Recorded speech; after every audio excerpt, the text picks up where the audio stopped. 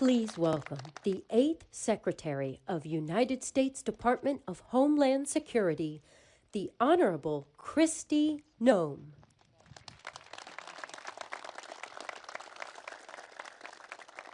Well, good morning.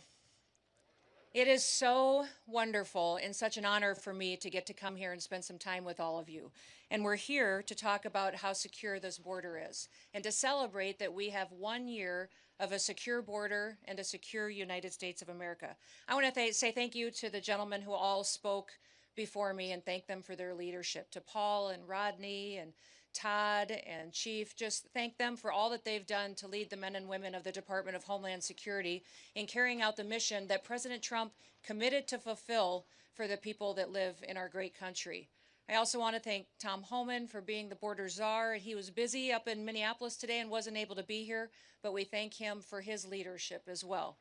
But most of all, we thank President Trump for the guts and the love of this country to do the right thing, to make sure that when he talked to the American people, he talked about the fact that what we had going on here in this country under the Biden administration was the greatest humanitarian crisis that we had ever seen in our history, and that it needed to be fixed. And the way that you fix it is you just enforce the law, that you go out there and say the laws need to be enforced and they need to be applied equally to every single person.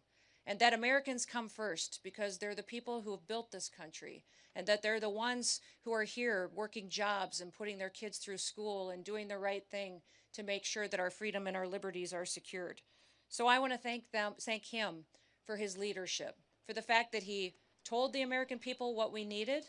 He said we needed a wall, and we have a wall, a big, beautiful wall that President Trump also wanted painted black so that it would endure for a long period of time, that it would look like the strength and stamina that the American people have, and that it would be something that would continue to protect us for generations to come. But I also wanted to come here today and thank all of you. I'm looking out in this group of individuals and I see a group of patriots, people who stepped up during difficult times and led us through challenges, but also are still here today making sure that we continue down the path of what we committed to the American people. I want to thank all the individuals I see from CBP, from ICE, the Coast Guard. I see our law enforcement partners, the Department of War, National Guard, all of our local sheriffs and law enforcement that have partnered with us, and then those individuals who kept the faith, that came alongside of us and encouraged our law enforcement, stood beside them and supported them and their families. We know that no one can do their job with excellence unless their family's okay and they're taken care of and that things are right at home. And so those individuals in this community that supported our law enforcement through those times are incredibly important, and we're grateful for them. The high degree of talent and experience that we have here today is a testament to not just President Trump's commitment, but also to the people that have secured the border and have also worked every single day to make sure that America is safe again. In President Trump's first year back in office, we've delivered the most secure border in American history. And we did it with the immediate aftermath we were facing from that humanitarian crisis that was created from Joe Biden's open border policies. It is so quiet here now today that sometimes we even forget how bad it was just a little over a year ago. And the importance of the accomplishment that has happened over this last year cannot be forgotten. Hardworking Americans all along this southern border were devastated. They were trying to do their jobs, educate their kids, and protect the future when they were handed this humanitarian crisis and saw the horrors of what was happening when millions of people were crossing our border unvetted, when they were trespassing onto private property. We had crimes being committed. We saw women and children being trafficked, people dying, and crimes continued to be perpetuated as people were allowed to come into the country unvetted and unstopped. You know, yesterday I was in Eagle Pass, Texas, and I had the chance to tour the border, not just with our Border Patrol agents, but also with the Texas National Guard and the Texas Department of Public Safety. And we looked at some of the areas that were the hardest hit during the Biden border policies. In September of 2023, Eagle Pass saw an unprecedented crisis face them. In fact, they had to declare a state of emergency due to the rush of illegal aliens that were coming into their town and through their community to get into the United States. On one day, They saw over 10,000 people come through that area to get into the United States unvetted and illegally. In just a couple of days, it doubled the population of their town. And it caused a crisis not just for their medical care facilities, their businesses, and their families, but it absolutely crushed them and their economy. And their crime was rampant and overrun. And just last week, or a week or so ago, I got to spend some time in Brownsville, Texas, spent some time with farmers and ranchers. And we talked about what their lives were like just a little over a year and a half ago. How they saw trespassers come onto their property, cut their fences. Their livestock were loose, and sometimes they incurred death there as well. They had crimes, people breaking into their homes and their facilities. They were finding dead bodies on their ranches. In fact, we saw unprecedented death from those illegal migrants that were coming into our country because of the heat exhaustion, and they also were forced into water, and people were drowning because of the crush and the push to take advantage of those open border policies. Those ranchers were talking about how different it was for them now. The fact that their ranches are safe again, that they don't have drug cartels running drugs across their property and down their roads and endangering their children and their schools. Many of the schools in many of these communities had to put up barriers and protections and boulders and rocks just between the roads and their schools to keep their children safe, so they could go in and out and get their education in a way that would protect their lives. When things like this happen, people are not just challenged with the crime, but they're challenged with the fact that their economy is hurt, their businesses are hurt, and also that these illegal migrants were being victimized each and every day. At worst, illegal aliens threatened the lives of American citizens with crime and violence and drugs, but they brought other with them, a recognition that the rule of law didn't matter in America anymore, that laws weren't going to be enforced, and it sent a message around the world that people could just come to America and no one was going to do anything about letting those dangerous individuals come in with terrorists, suspected terrorists and criminals that were allowed to come in with those illegal migrants. And while the left tries to tell us many times that it's somehow compassionate to allow that kind of chaos, it isn't. It was dangerous, not just on this side of the border, but on the Mexican side of the border as well. We saw many of those illegal migrants not be able to survive the brutal terrain. They didn't survive the river crossing. Those causes of death, of heat and water, were dangerous, and the left behind so many bodies that in some counties along the border, they had to install migrant morgues just to pick up the dead bodies that were passing away on their way to try to get into the United States. In fact, during the Biden administration and those open border policies, we saw even the UN declare that the United States and Mexico border was the deadliest land route in the world. Countless people were sexually abused and trafficked over and over again and exploited. One story that I remember that impacted me so dramatically was a horrifying story of a father who paid a smuggler $1,000 to bring his wife and his 2-year-old daughter into the United States. Once they got over the border, those smugglers took that mom and daughter into a stash house and kidnapped them and held them hostage for a ransom and said that father would not get them back unless he paid another $23,000 to them, and said if he did not immediately pay, that they would do things to his daughter that he couldn't even imagine. That was happening on a daily basis because of that invasion. Over those 4 years of chaos and destruction and death, many of the left said that it was compassionate.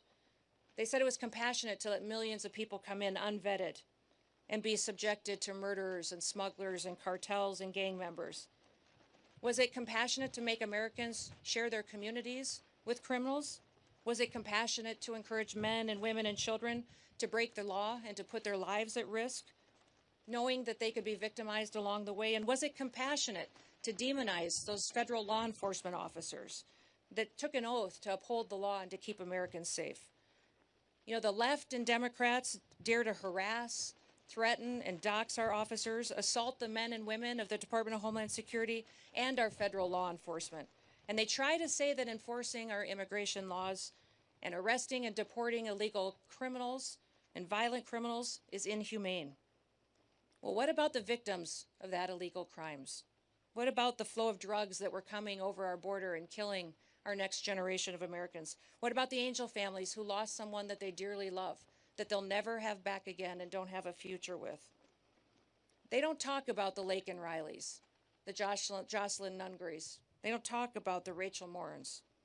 And they don't talk about the thousands of Americans that we've lost to drug overdoses and to poisonings. In fact, the flow over this border of illegal fentanyl has been cut in half since President Trump has been in office. And since he has secured this border and built this wall, 56% of the fentanyl has stopped coming into our country and saved millions of lives. The Democrats and the left say that compassion was that invasion, was that humanitarian crisis. But President Trump says that compassion is taking care of people. Joe Biden and his policies during those 4 years lost 450,000 children. Many times they placed them with sponsors that abused them, that trafficked them. The government paid people to take our children and to traffic them. Since President Trump's been in office, we've located 145,000 children that were lost, and we're not going to stop till we find every single one. Because of President Trump's leadership and his bold action, this country keeps breaking historic records. In fact, we have the lowest crime rate in this nation right now because of President Trump and his strength and securing our border that we've ever had in the history of this nation since we've been tracking crimes. The lowest murder rate that we've ever recorded in this country. And that's because we enforce the law and we hold criminals accountable for what they do to perpetuate violence against the American people. In fact, for the last 9 months, the Border Patrol has released 0 illegal aliens into the interior of the country. It's incredible, the work that they do every day. And that's what happens when you fight for law and order. Overall, Customs and Border Protection has recorded the lowest number of encounters in the agency's history in 2025. Daily encounters have fallen by 95% over the last year. While the daily average of apprehensions in the Biden years was over 5,100 per day, in the last year it was less than 250.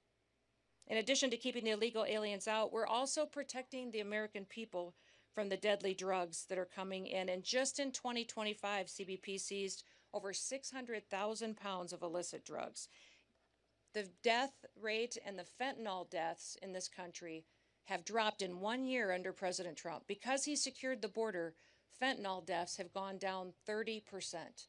We can't wait to continue to keep working to save more American lives. We have to continue to keep ramping up our efforts and do all that we can to protect our children. And we're thankful for President Trump's vision to invest in technology, invest in people, and invest in the resources that we need to do our jobs. He did it in 1 year. You think about what this country has gone through over the previous 4 years and what a turnaround that we've seen because we have a president in the White House that puts the American people first. It's incredible.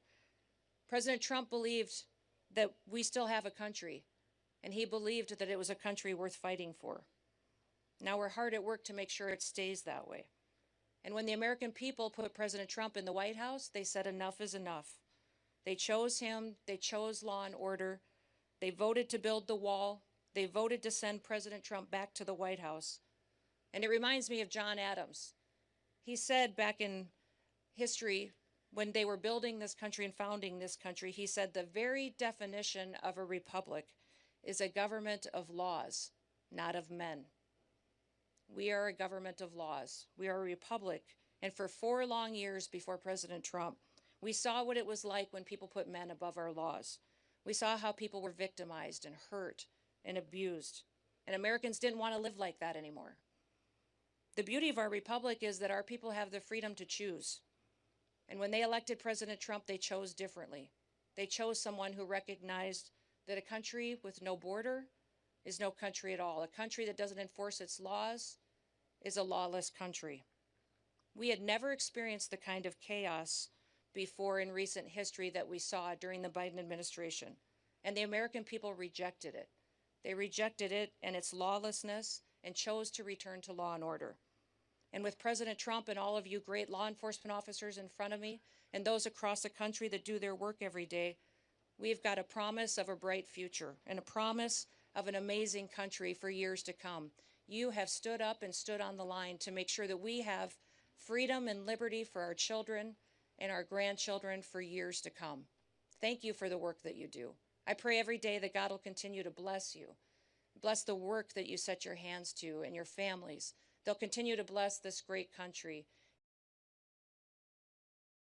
so that we would know that we are all Americans and we're all here.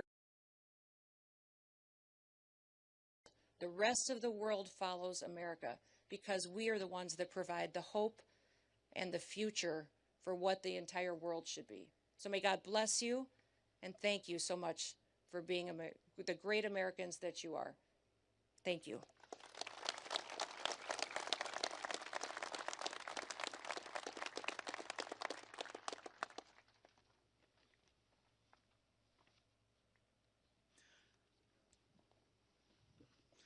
So like the Secretary said, and the Commissioner as well, we're celebrating the monumental control that we've got over the border. But in doing that, our main purpose here is to thank you, the men and women of CBP and DHS that are getting the job done. We can provide you all the policies, the money, the protection, the coverage, but you have to go out there and deliver on it. And so I know that most of us say we don't need to thank you, we don't need an award, but it brings me great pleasure to be able to give an award. It gives me extreme pleasure to be able to do it in a sector that played such a huge part in my career and my development as a leader. And so with that, if I can have Agent Jack Gamblin step up.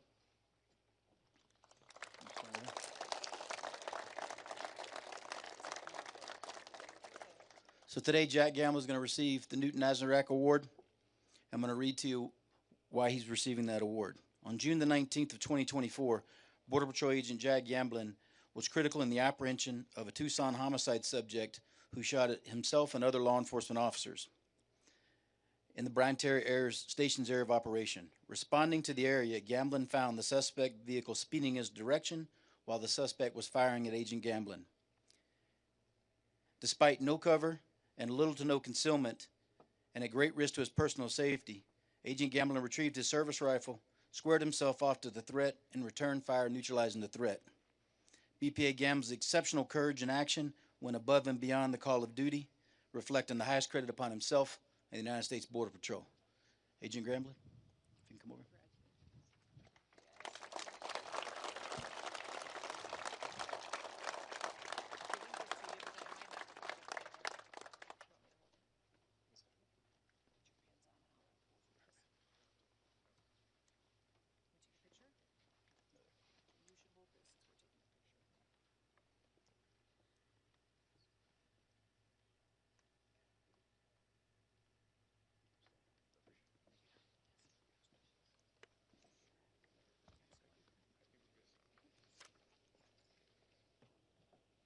Agent Fleming.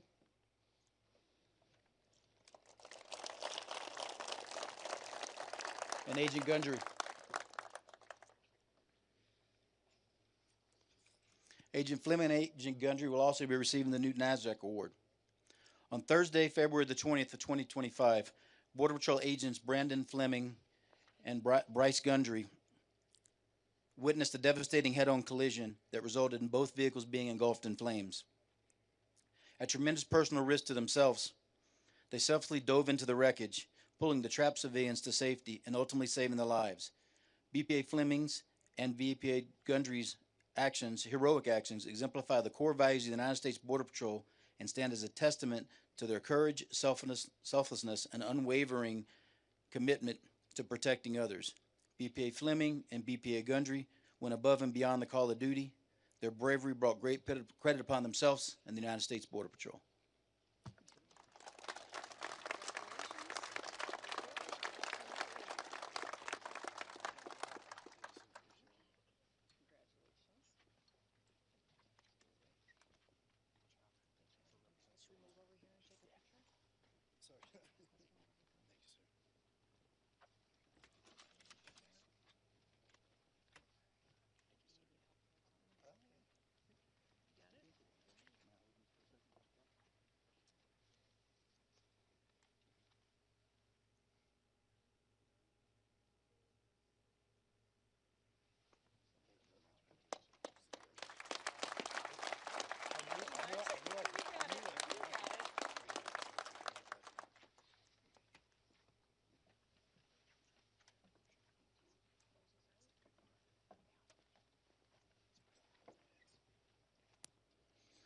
All right, that's going to conclude the ceremony for today.